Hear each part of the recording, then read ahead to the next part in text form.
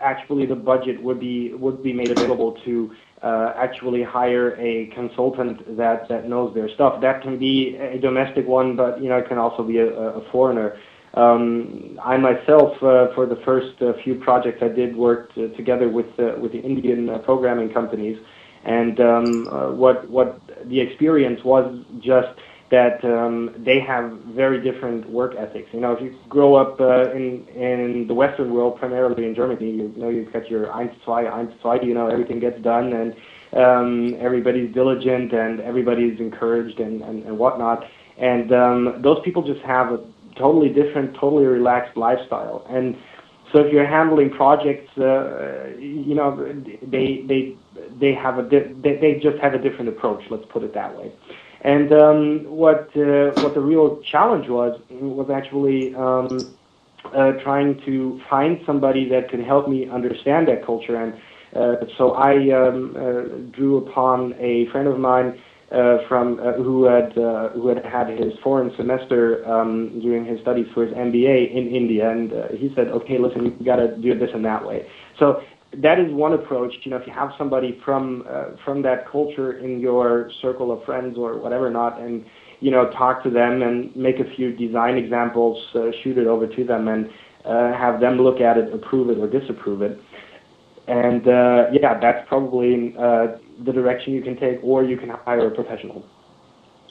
Okay, all right, excellent. We have some questions from the line, actually, from the chat room. And somebody asked if you are doing anything in Hungary, or have you done anything in Hungary? Actually, I haven't had a client in Hungary yet, but that's especially due to the whole European Union thing. Something that's really interesting to look forward to. Hungary being one of the EU members, if I'm not mistaken, because new ones join the table pretty much every 4 weeks. It's going to be a flourishing economy soon as a result of them joining the EU, and so that's going to be an interesting thing to watch. Okay. And somebody asked about website translation, and we'll be answering that soon, actually.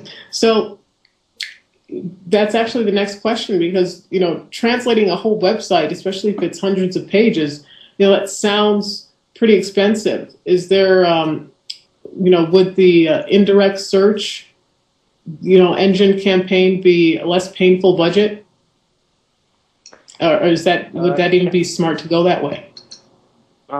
Yes, definitely. I mean, if you're looking at budgets, and if your company is not set up budget-wise as high as somebody like Microsoft or somebody else, you can take the route of doing a so-called indirect search engine campaign, which the two of us had talked about prior, and what that will do is it'll put out bits and pieces of bait, let's call it that. And the thing about it is that you have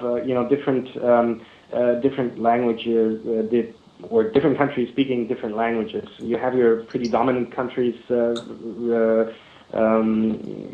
language-wise, which would be Germany and France, for instance. And a French person would submit their search to Google in their native language, in their mother tongue.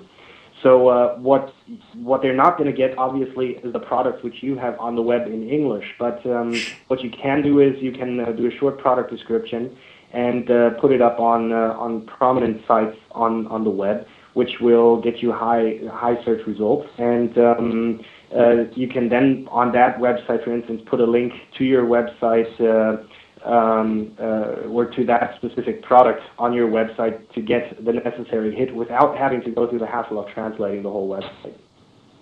I see.